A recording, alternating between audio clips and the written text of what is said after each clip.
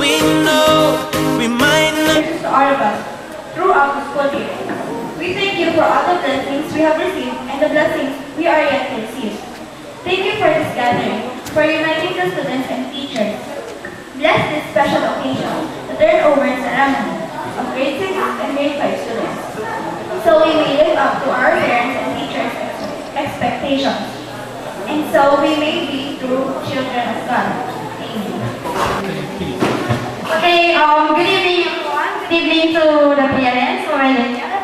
I'm not sorry, kaya meron akong kopya dito. Okay, so in behalf of our director's principal, Mrs. Gloria and Lantok, I would like to welcome you all for our turnover ceremony 2012. Okay, this ceremony, I know that this is the most awaited event, especially for students, and we hope that this will also be a memorable one for the grade 6 students too. So, what is really turnover ceremony? It's not just about the dress that you're wearing tonight, not about the preparations, the food, the catering and all that, but more on, as the words imply, turning over responsibilities from the grade 6 students to the grade 5 pupils. And we teachers are hoping that the grade 5 will really take it upon themselves the responsibility that they will be getting tonight. So I will not make this too long, but I would like to take this opportunity to thank the parents for being very supportive. Okay, this is made possible with the help of the parents over there. So kids, give your parents a big round of applause. Okay, thank you parents. I will not make this too long, so enjoy the night. Again, welcome and good evening. And from the grade 6 students, let us welcome Patricia and Carlo Pierre.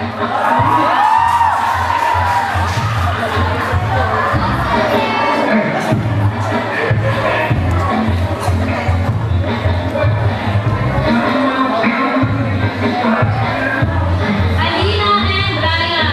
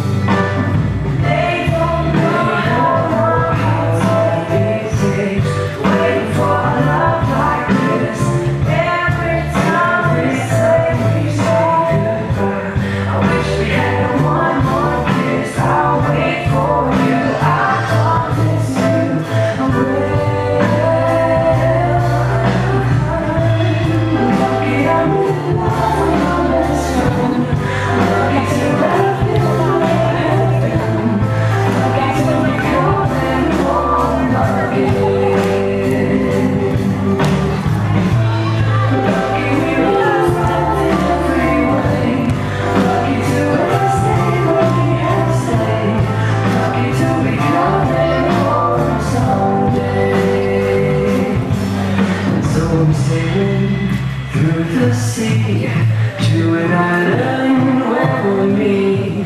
You'll hear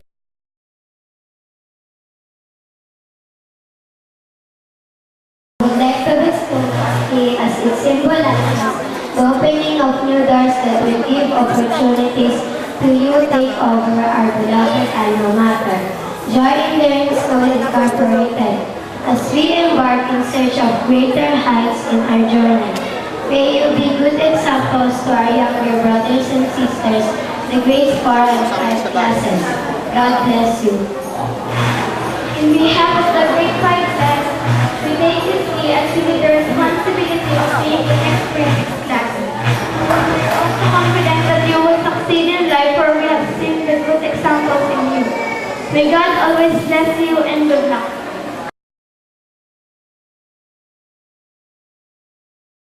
To you, Grade 5, as it symbolizes learning that the school has given us.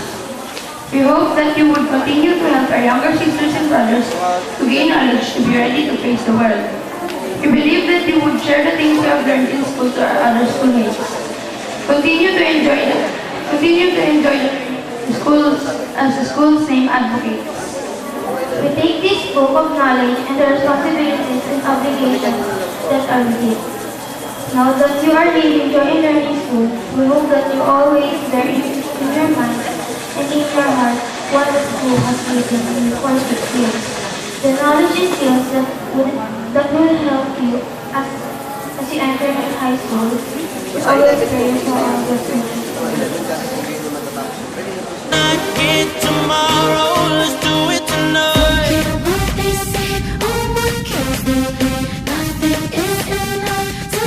Let's do it tonight. Grab somebody sexy, tell them hey, give me everything tonight. Give me everything tonight. Give me everything tonight. Give me everything tonight. Take advantage of the night, cause tomorrow I'm off to do battle, perform for a princess. But tonight, I can make you my queen and make love to you endless. It's insane the way the name growing, money keep flowing. Hustlers moving silent, so I'm tiptoeing. So keep blowing, I got it locked up like Lindsay Lohan. Put it on my life, baby, I'm gonna give you a ride, baby. Can't promise tomorrow, but I promise tonight. Excuse me, and I might drink a little more than I should tonight. And I might take you home with me if I could tonight. And maybe I'ma make you feel so good tonight, cause we might not get tomorrow. Tonight, I want all of you tonight. Give me everything tonight. For all we know, we might not get tomorrow. Let's do it tonight.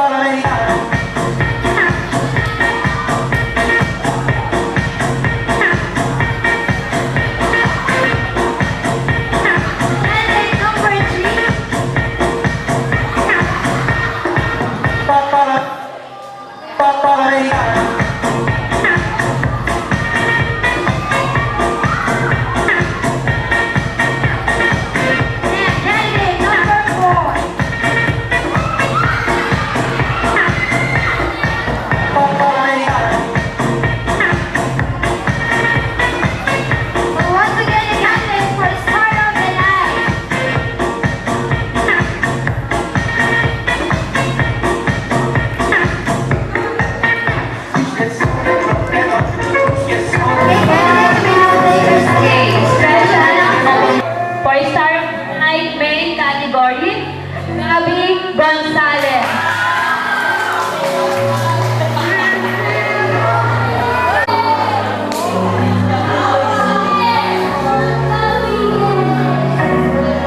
Okay, another special award, our Mr. and Miss Pangpuan, Enyang Mercado and Ace Balbares.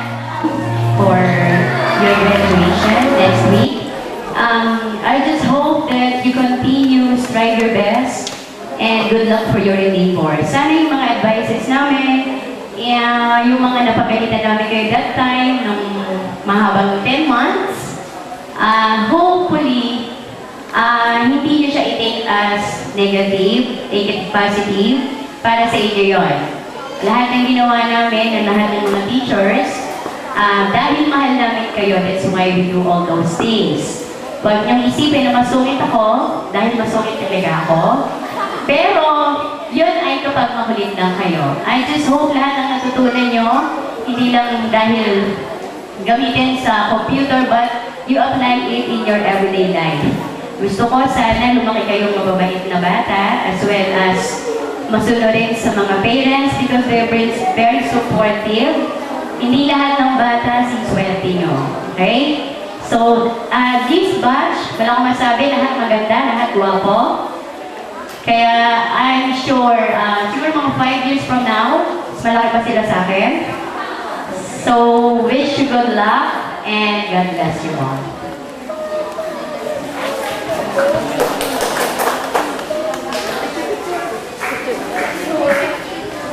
I'm taking all grade 6. So, I prepared this message for 1 second. Okay, so my message for you, grade 6, is that yung also nasa dapat laging inyong paa ay nasa isip or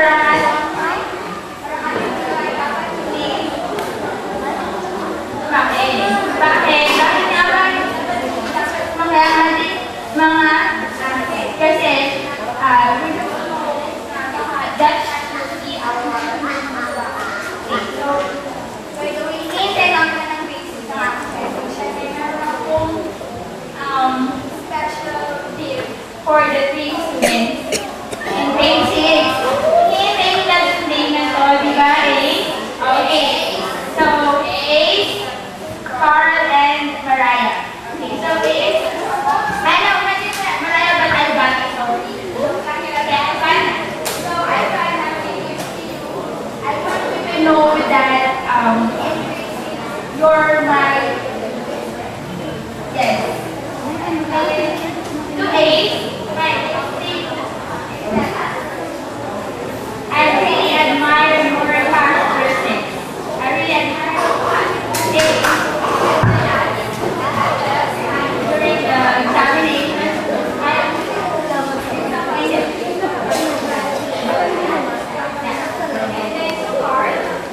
Okay, my final message before you leave this school. So sana lahat ng tinuro ko sa inyo, dalhin nyo sa next slide nyo. Okay, graduation today is not the end of your day. It is only a beginning. Understand, grade 6? Okay. Yes, I am your Filipino teacher. So lahat ng tinuturo ko, moral, mga magagandang asal, katulad ng binigay nyo kanina sa grade 5, may turn over kayo, may transfer kayo, which are book, torch, and key. Symbolize success. What else? The light of your life. Understand grade 6? Okay. Congratulations. So that's it. Thank you sa pagiging mabait niyo sa akin.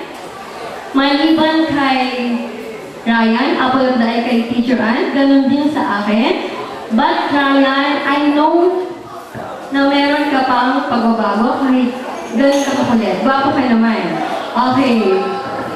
Lahat kayo makukulit, pero alam ko, seryoso kayo sa inyong pag-aaral. bagay. Tingnan nyo naman, natataas sa mga grades nyo.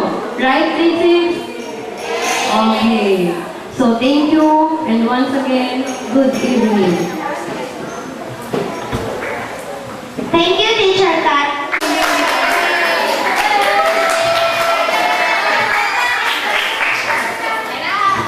Okay, so for this purpose message.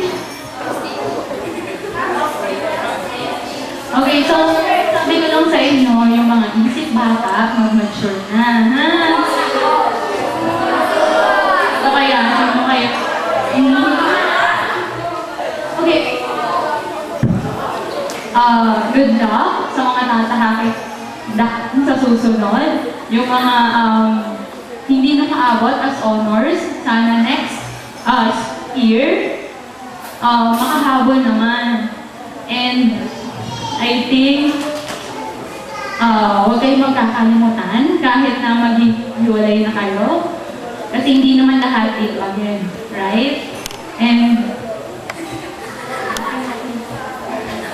okay, so, nasabi na nila lahat.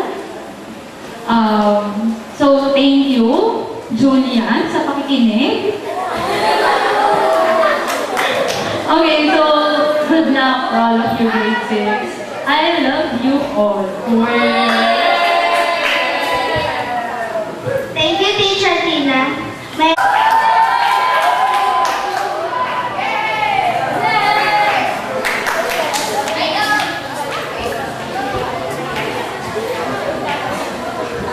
Okay, sa aking mga mababait at mga sweet na mga anak. So, siguro 2 years ko kayong tinalagaan. So, from grade 4 to grade 6. So, kayo yung batch na?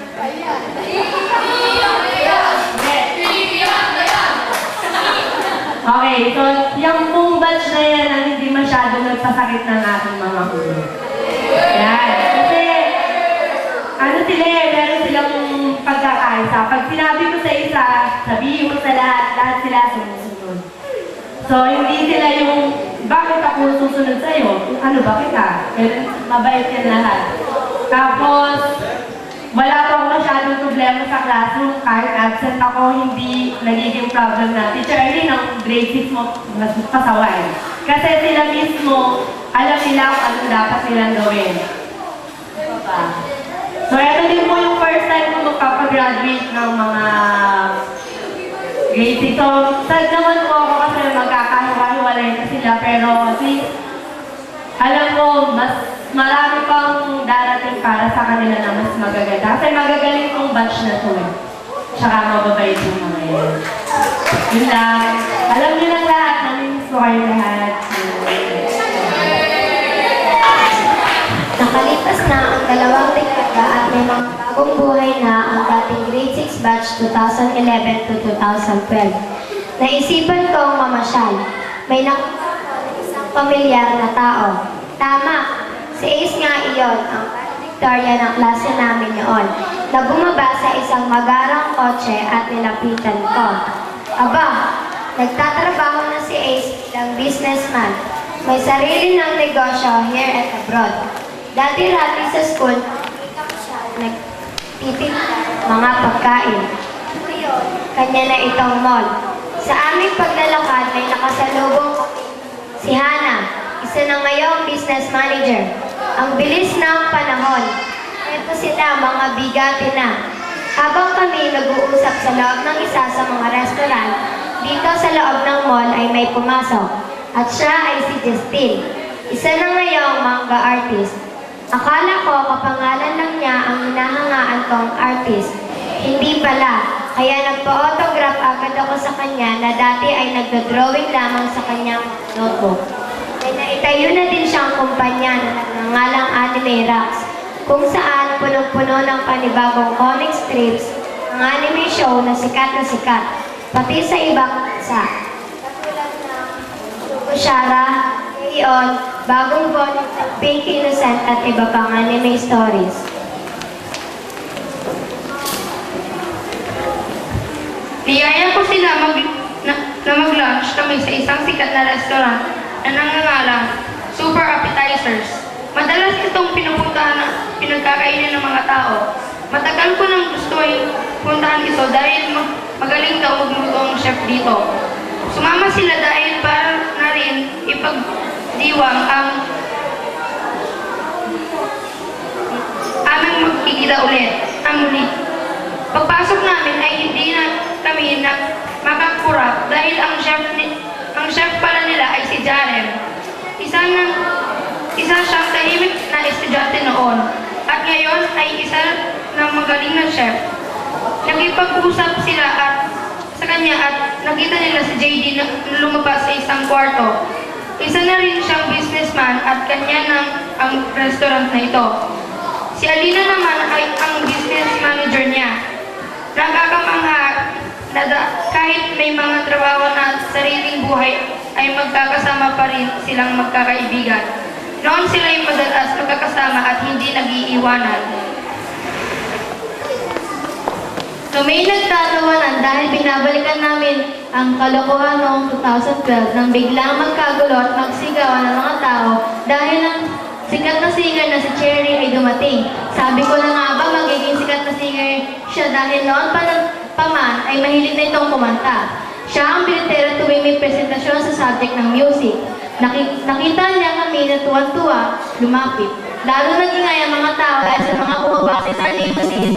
Sila ay ang mga sikat natin na sila, Mariah, Monica at Angelica.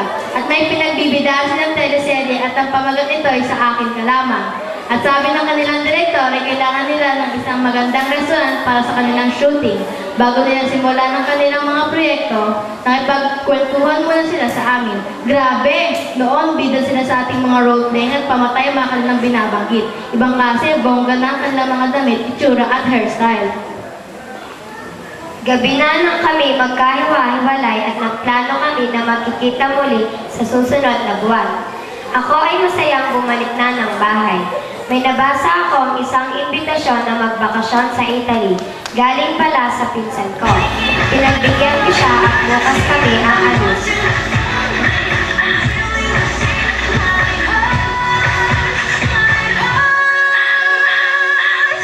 Bring the boys out, celebration, make you feel the heat. And we're doing heavy beats. Bring the boys out, we're born to win. Better tell all your friends, 'cause we get it in. You know the girls. Bring the boys out. Secrets I know I'll never tell, 'cause I got the magic that I'm not trying to fail. That's right.